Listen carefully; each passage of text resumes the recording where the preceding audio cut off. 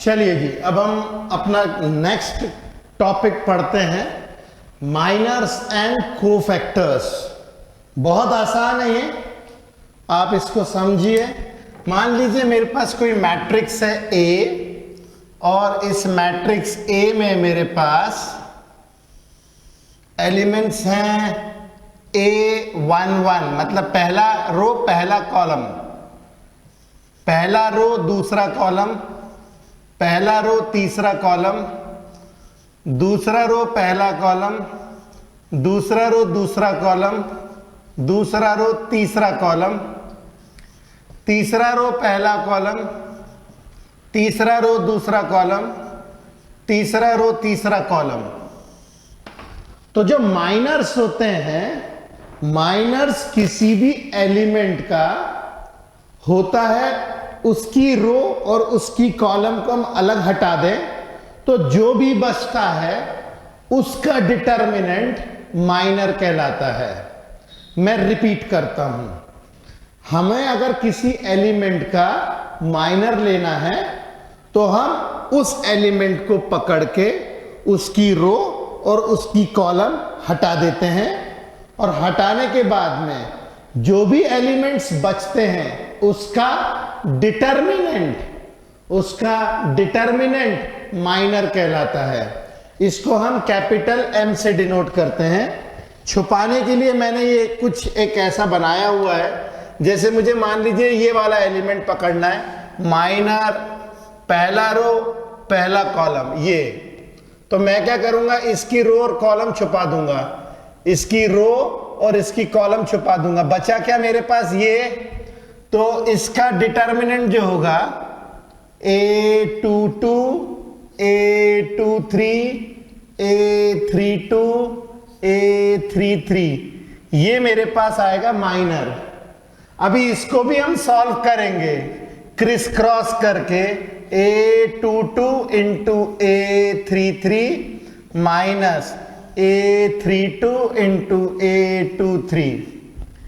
अगर मुझे इसका माइनर निकालना है M12, तो मैं इसको छुपा दूंगा, ये देखिए इस एलिमेंट को छुपा दिया, इसकी रो और इसका कॉलम गया, तो जो भी बचता है A21, A23, A31, A33, ये इसका माइनर।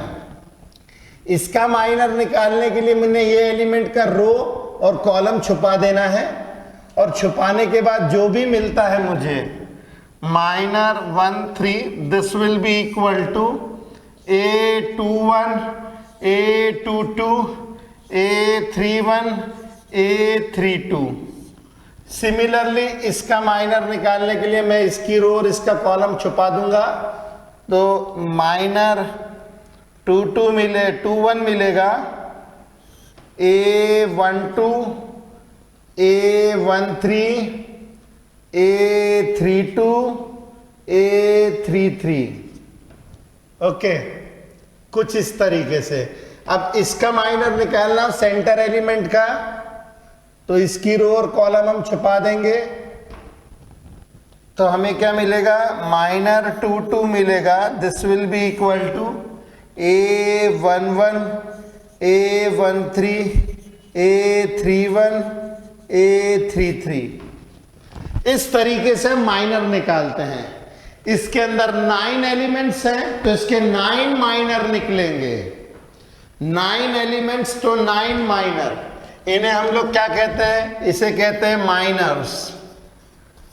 तो माइनर्स जो हैं, किसी भी एलिमेंट का माइनर निकालने के लिए उसका रो और उसकी कॉलम हटा दो, तो जितने भी एलिमेंट्स बचते हैं उसका डिटर्मिनेंट माइनर कहलाता है। ध्यान रहे, उसका डिटर्मिनेंट, नॉर्मली ऐसे लिखना नहीं है, डिटर्मिनेंट निकालना है, इसको सॉल्व करना पड़ता है। ओके, तो कोफैक्टर्स क्या होते हैं, कोफैक्टर्स जो होते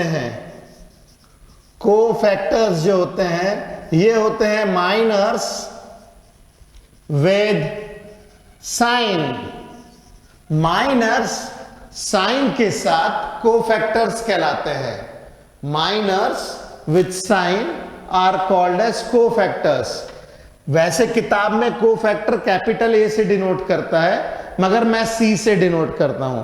क्या कोफैक्टर C2C, मतलब इजीली अंडरस्टैंडेबल है।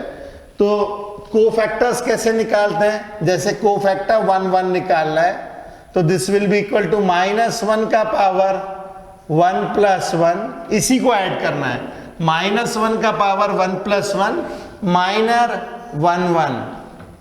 कोफैक्टर 1 2 निकालना है, -1 का पावर 1 + 2 माइनर 1 2। कोफैक्टर 1 3 निकालना है, -1 का पावर 1 + 3 माइनर 1 3। कोफैक्टर 2 1 निकालना है, -1 का power 2 + 1 minor 2 1।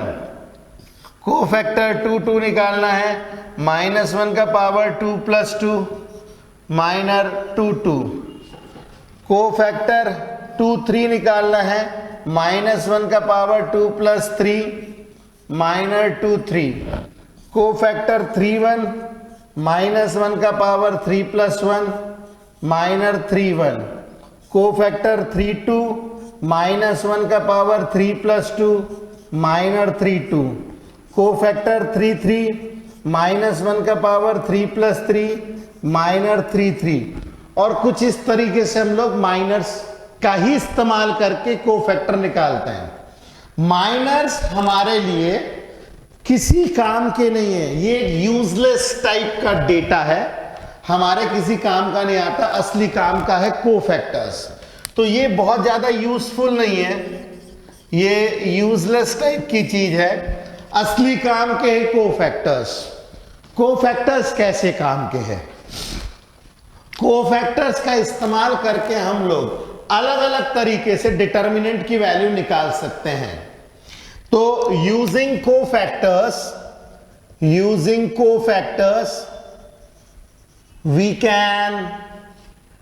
we can find the value of determinant।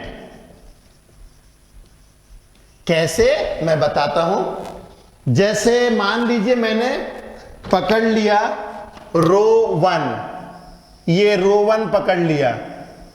अगर मैंने रो 1 देख लिया तो मेरे को डिटर्मिनेंट की जो वैल्यू मिलेगी वो कुछ ऐसे मिल सकती है। A11 C11, A12 C12, A13 C13, और ये डिटर्मिनेंट की वैल्यू हमें मिल जाएगी। मैंने ये निकाला यूजिंग रो 1, ठीक है। अगर मान लीजिए मैं रो 2 पकड़ लेता हूं, रो 1 की जगह पे अगर मैं रो 2 पकड़ लेता हूं तो उसकी मदद से भी हम लोग निकाल सकते हैं डिटर्मिनेंट की वैल्यू। कैसे? तो ये ऐसे निकाल सकते हैं। डिटर्मिनेंट वैल्यू निकालने के लिए A21 cofactor 21, A22 cofactor 22, A23 cofactor 23, ये मैंने रो 2 के हिसाब से निकाला। अगर रो 2 की जगह रो 3 के हिसाब से निकालना हो आपको तो वो भी कर सकते हैं हम लोग। रो 3 पकड़ लेंगे और रो 3 के सभी एलिमेंट्स को उसके कोफैक्टर से मल्टीप्लाई कर देंगे तो डिटर्मिनेंट की वैल्यू आएगी A31 cofactor 31, A32 cofactor 32, A33 cofactor 33। आप ऐसा भी कर सकते हैं कि रो की जगह कॉलम का इस्तेमाल कर लें।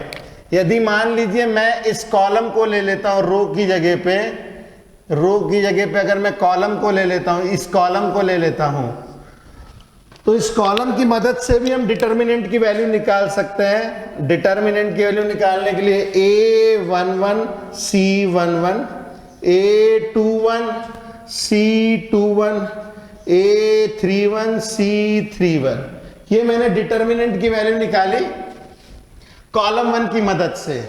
कॉलम 2 की मदद से भी हम निकाल सकते हैं। A12 कोफैक्टर 12, A22 कोफैक्टर 22,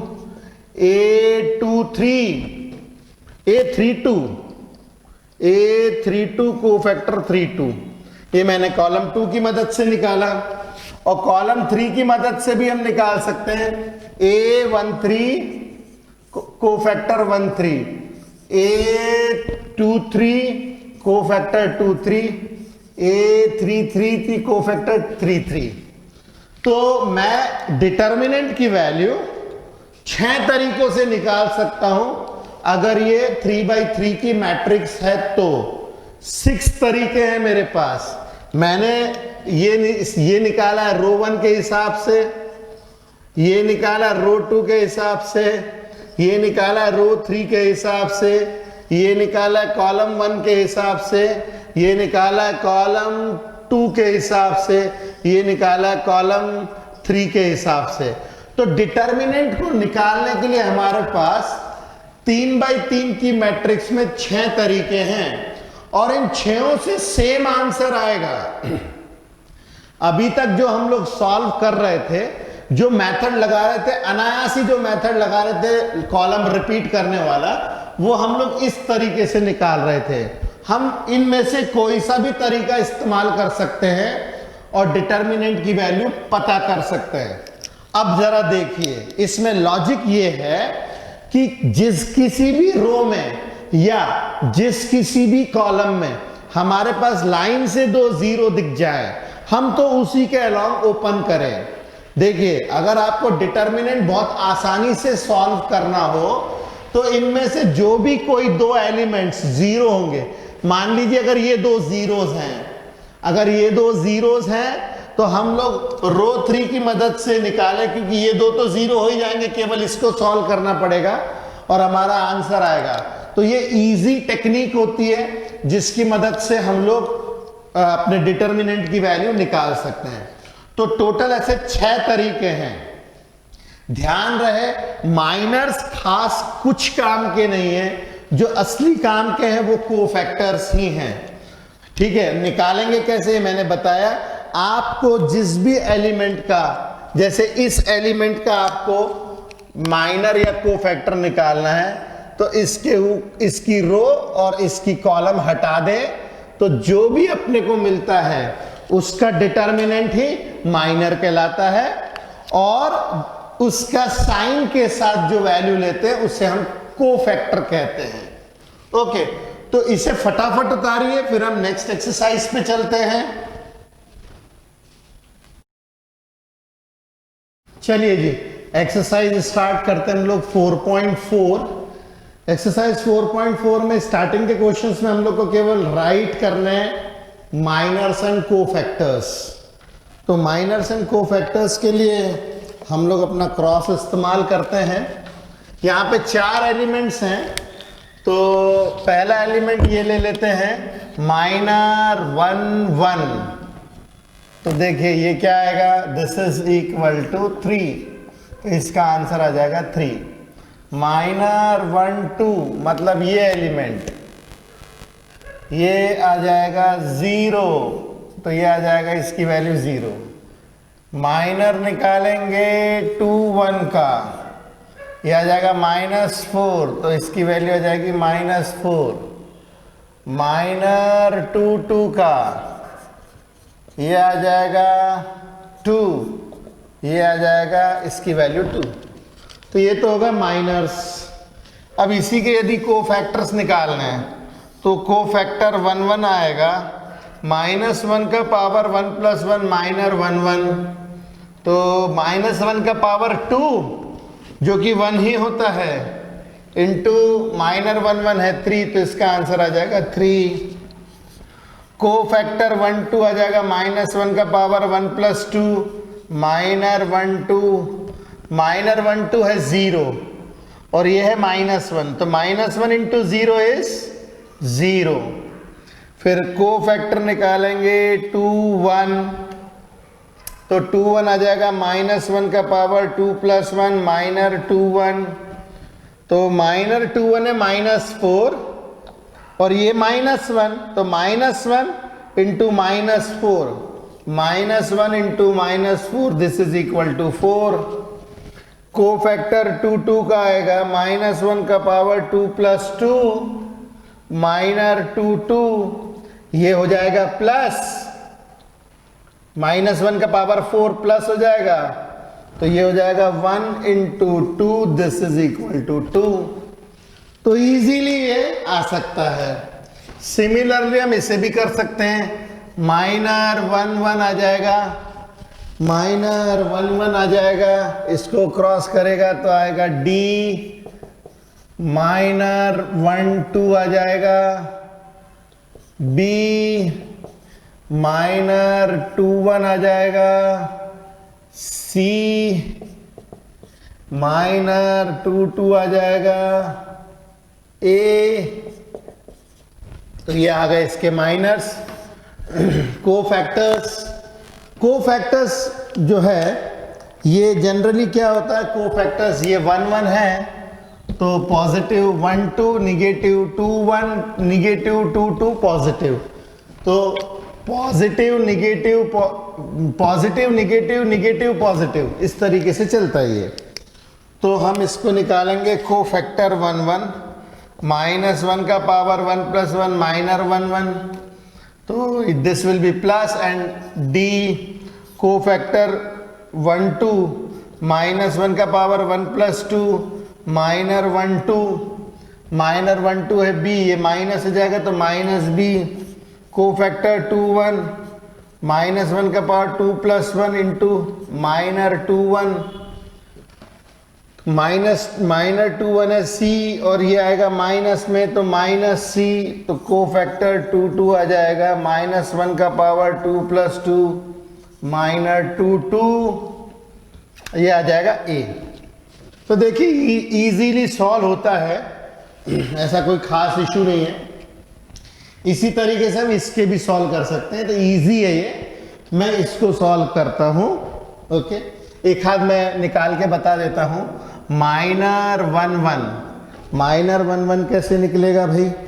-1 निकालने के लिए हम लोग के पास बचेगा 1 0 0 1, ये बचेगा, तो ये आ जाएगा, सॉल्व करना पड़ेगा इसे। 1 - 0 दैट इज इक्वल टू 1, 1 - 0, -1 2, -1 2 मतलब इसका माइनर, ये आ जाएगा 0 0 0 1, ये आ जाएगा 0 - 0 0, -1 3, ये आएगा 0 1 0 0 0 - 0 दैट इज 0। इसी तरीके से हम सारे माइनर्स निकाल सकते हैं, ओके। मैं ये वाला क्वेश्चन करता हूं, ये आप लोग खुद से करें प्लीज, ये डू योरसेल्फ, क्योंकि इसमें जीरोस ज्यादा हैं। मैं ये वाला क्वेश्चन सॉल्व कर देता हूं, ओके। तो इस वाले क्वेश्चन को हम सॉल्व करते हैं। सबसे पहले हम माइनर निकालेंगे, -1 1, तो -1 1 आएगा हमारे पास में 5 - 1 1 2, -1 2 आ जाएगा, 3 - 1 0 2, -1 3 आ जाएगा, 3 5 0 1, -2 1 आ जाएगा, 0 4 1 2, -2 2 आ जाएगा, 1 4 0 2, -1 2 3 आएगा, 1 0 0 1, -2 3 आ जाएगा, 1 0 0 1, 1 0 0 1, -3 1 आ जाएगा, 0 4 5 -1, -3 2 आ जाएगा, 1 4 3 -1, और -3 3 आ जाएगा, 1 0 3 5, -3 3 आ जाएगा, 1 0 3 5। इसे सॉल्व भी करना है, ओके। तो तो ये हमें क्या मिलेगा 10 प्लस 1 दैट इज 11 है ना 10 plus 1 10 minus of minus 1 3 two ज़ा 6 माइनस 0 दैट इज 6 ये आ जाएगा 3 minus 0 that is 3 0 minus 4 that is minus 4 2 minus 0 that is 2 1 minus 0 that is 1 0 minus 20 that is minus 20 minus 1 minus 12 that is minus 13 minus 1 minus 12 that is minus 13 and this is 5 minus 0 this is 5 ये आ गए miners. अब हम निकालेंगे cofactors.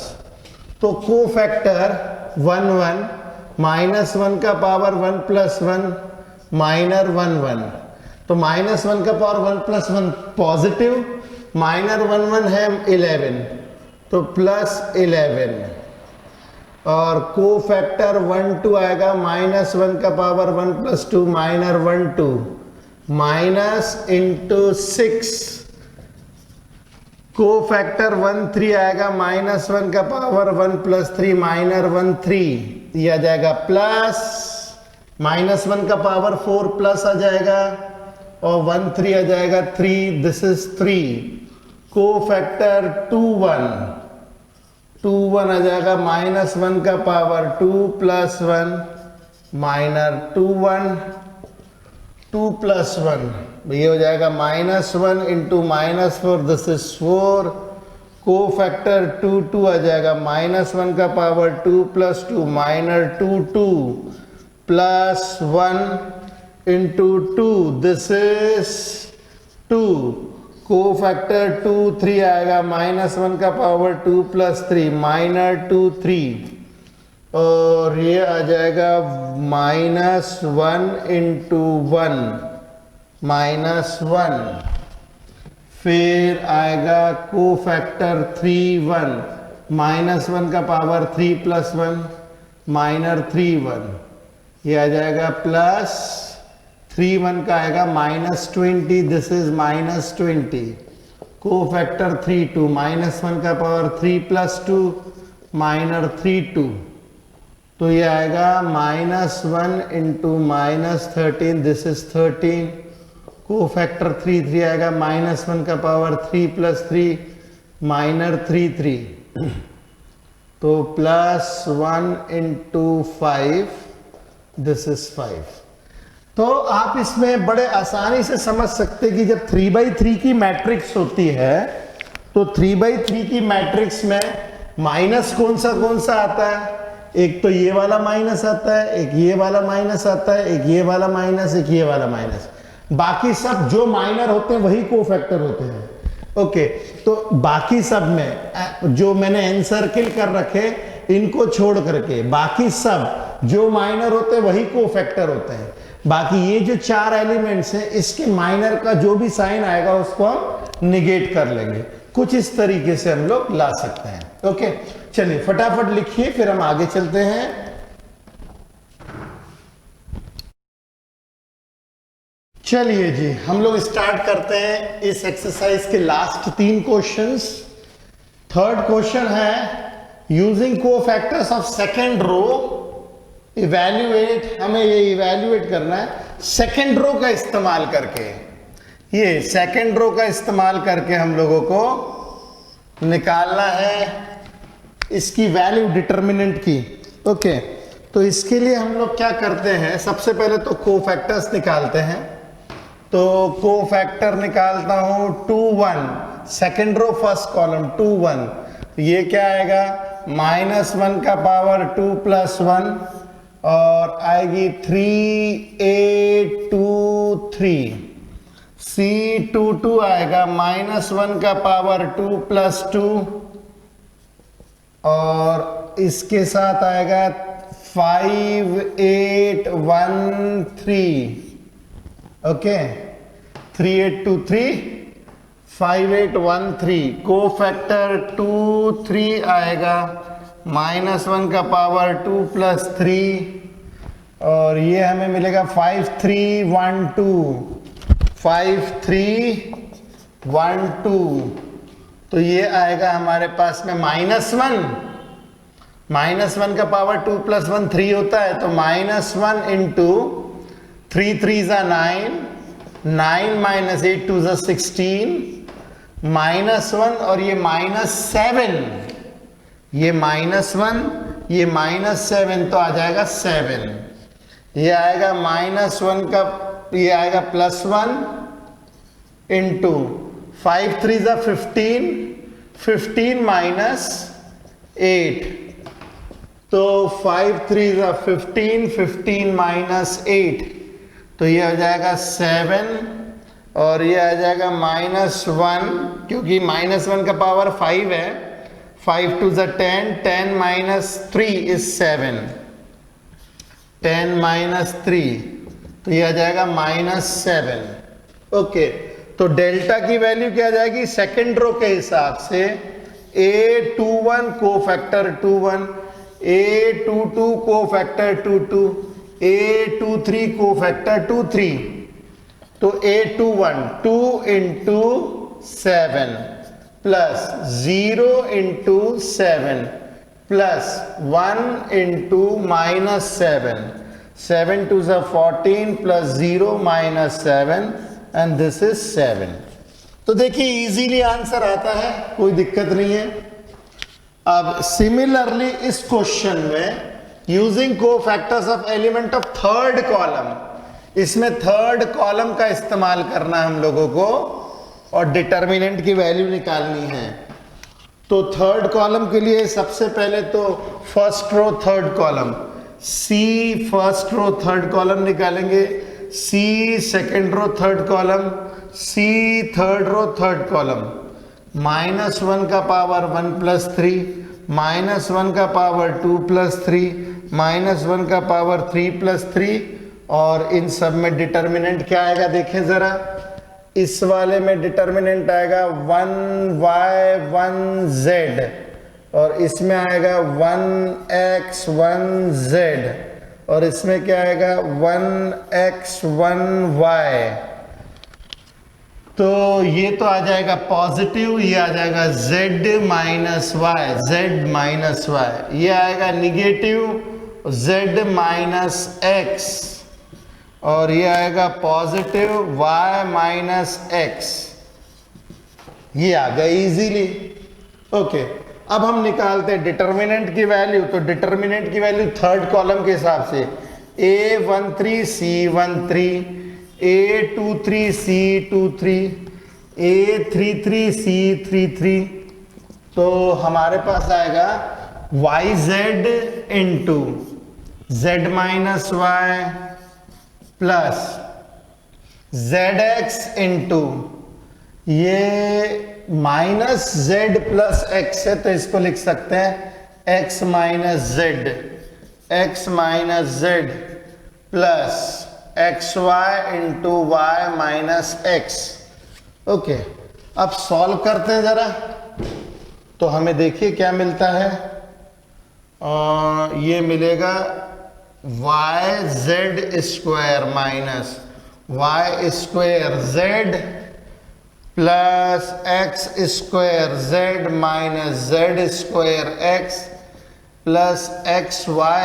नहीं, इसको open नहीं करते हैं क्योंकि ये बहुत ही रेगुलर पैटर्न में आ रहा है साइक्लिक ऑर्डर में, तो इसको ओपन नहीं करते। इसमें से माइनस निकाल के xy x - y कुछ इस तरीके से कर देते हैं, क्योंकि क्या है ये सिस्टमैटिक कुछ ना कुछ ऑर्डर मिलेगा हमें, सबको ओपन करने की ज़रूरत नहीं है।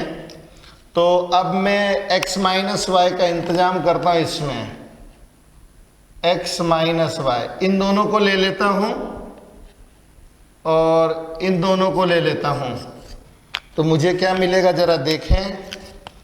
सबसे पहले इन दोनों को लेता हूँ तो मिलेगा x² z minus y² z minus z² x plus yz² minus xy x minus y।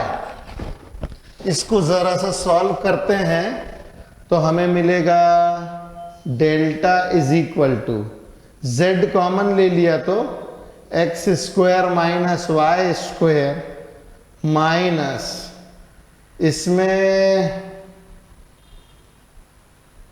z square common ले लेते हैं, x minus y minus x y x minus y. तो अब देखिए x माइनस वाई इसमें भी है, इसमें भी और इसमें भी है, क्योंकि इसको हम लोग जो लिख सकते हैं इसको लिख सकते हैं x plus y into x minus y. तो तीनों में x माइनस वाई कॉमन आ रहा है, x माइनस वाई कॉमन ले लेते हैं, इसके पास बचेगा z into x plus y, क्योंकि x माइनस वाई हमने कॉमन ले लिया, x प्लस वाई बच जाएगा, minus z square minus x y. अब थोड़ा ब्रैकेट ओपन करते हैं तो ये अपने को मिलेगा x minus y x z plus y z minus z square minus x y. अब अपने को फिर से कुछ ना कुछ ग्रुप बनाना पड़ेगा। ओके, तो मैं ग्रुप बनाता हूं इन दोनों का और इन दोनों का। ओके, ये ले लेते हैं x माइनस वाई, इन दोनों में हम ले लेते हैं माइनस x कॉमन, तो माइनस x कॉमन ले लेंगे तो ये हो जाएगा y माइनस z, और इन दोनों में हम कॉमन ले लेते हैं z, तो ये हो जाएगा y माइनस z। ये मैंने कौन से ग्रुप बनाए, ये एक ग्रुप बनाया और ये वाला दूसरा ग्रुप। अब देखिए y माइनस जेड भी बाहर आ जाएगा, x minus y minus z, और ये आ जाएगा z माइनस एक्स। तो हमारे पास फाइनली आंसर आ जाएगा x minus y, y minus z और z माइनस एक्स। वैसे तो क्वेश्चन यहां पे भी हो जाता है, मगर थोड़ा पैटर्न में लाना जरूरी है। चलिए अब लास्ट क्वेश्चन करें। इसमें बोल रहा है इस डिटर्मिनेंट की वैल्यू कैसे कैसे निकलेगी। तो या तो आप रो 1 के हिसाब से, या रो 2 के हिसाब से, या रो 3 के हिसाब से, या कॉलम 1 कॉलम 2 कॉलम 3, किसी एक के हिसाब से सेट आना चाहिए। ठीक है, तो देखिए A13 A11 A31, ये तो पैटर्न यहीं फेल हो गया। A11 के साथ ये कैपिटल A मतलब हमारा C कोफैक्टर ही होता है, बात बराबर है। ठीक है, ये कोफैक्टर ही ले रहे हैं ये लोग, किताब में कोफैक्टर कैपिटल A से डिनोट करते हैं, मैं कैपिटल C से डिनोट करता हूं। तो ये तो यहीं के यहीं गड़बड़ हो गया।